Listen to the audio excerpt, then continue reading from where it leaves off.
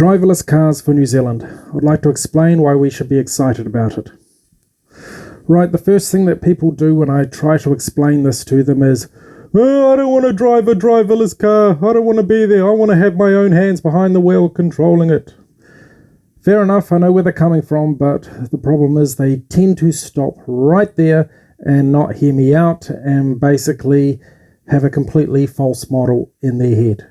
So please hear me out. Here's the structure of the model that I'm talking about. Imagine a very small car called a Twizy, 400 kilograms, which basically looks identical to a smart car, except it's narrower and way lighter and way cheaper to run.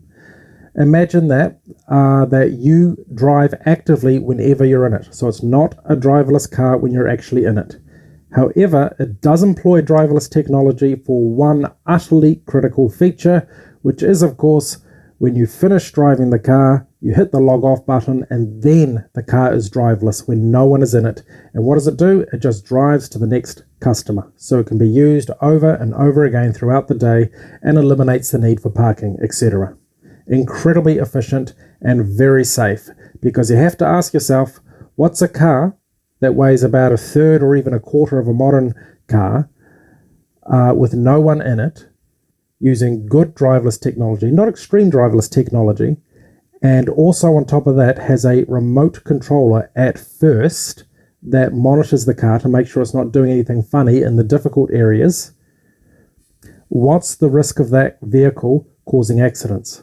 Also remember another thing, if it's a small narrow car, it'll drive like a bus quite close to the center line of the road, and that means pedestrians and cyclists, and they're the only people potentially in any danger at all, have a very healthy clearance from the vehicle, much more than what a normal car gives them. Add to that as well a light system which alerts pedestrians, and even a focused horn system that can go beep beep beep at them if they get a bit close to the vehicle. So basically you have to be suicidal to die from a driverless car like what I'm talking about when it's in driverless mode. So the safety risks straight off the mark in this model are incredibly small. Yet, guess what? Using a Twizy car, it can absorb about 50% of all urban transport demand straight off the mark and be incredibly competitive with taxis because it's so cheap to use, and wipes out parking hassles and parking costs on top of that. It's absolutely begging to start off there. And because it does have driverless capability, because it's mechatronically actuated, has that potential, then as time goes on, as the software develops, it can go into full-scale driverless mode operation for those who want it, like when you're drunk or falling asleep behind the wheel or whatever. It can go into that very, very easily. It doesn't require a huge rebuild. It's just updating software or maybe adding a couple of extra sensors here and there. But you can't lose. You're not going to invest millions or a few $1 billion into a whole lot of cars which are going to be redundant and obsolete in a short period of time. They will not be obsolete. They will simply be upgraded, and very efficiently. I would imagine those vehicles will also be basically hybrids. That is, electrically based cars, which is what the Twizys are. We can buy these things off the shelf right now, but with a little 5 kilowatt range extender, ultra efficient petrol or maybe even diesel electric generator range extender, so we know it can putt along all day without worrying about draining the battery. It'll be a plug-in series hybrid, basically. And when the thing does operate, we can have it operating on painted lines on the road, so it's ultra precise precision. I mean, you don't really need to do that nowadays. Even with basic technology, they can respond to the center lines as they already stand. But I like the idea of doing that just for people's peace of mind, because if they can see it's basically locked to a rail like a tram, that's going to give people a lot of confidence that it's not going to hurt them at these initial stages. And it costs virtually nothing to lay down those lines. So, hey, we might as well do it. And it does make it more precise. Now, why is it so good for New Zealand? Well, reducing the need to import is just as good, actually better, than exporting. It makes us far more independent of other nations. Dramatically reduces our need to import oil. because the cars are inherently efficient. In fact, you could probably make them about 6 times more efficient than the typical sedan. I won't go into the details with that.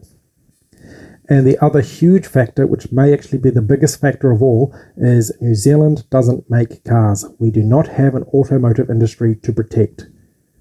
Our dependency on bringing in all these expensive cars, which cost massive amounts of maintenance, is a happy problem that we could very happily abandon. And the other advantages are, of course, that by freeing up all that parking space, it's not just good for the people in the driverless cars, it's good for everyone, of course. And using the driverless technology, it can also remove congestion, because there's no reason at all why cars with this kind of technology cannot safely platoon, right down to 1 foot spacing between the leading car, which is actually very safe because you can't develop a high-speed collision between 2 vehicles operating that close. It's almost like having a mechanical link. And that frees up congestion and also makes the Twizy cars and the vehicle in front operate more efficiently too. So New Zealand should hurry up with driverless cars. We've got so much to gain, it's not funny. It also has a massive impact on tourism, property development, everything, literally everything.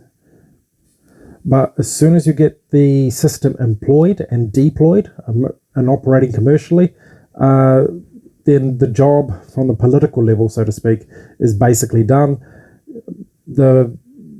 Once the market is proven and established, its own evolution will take care of itself. We just need to get over that first little hump. And again, remember, unlike other countries, we don't have an automotive industry to protect. Automotive manufacturing industry to protect. It's a tremendous opportunity for New Zealand, and we should get on with it. Okay, thank you.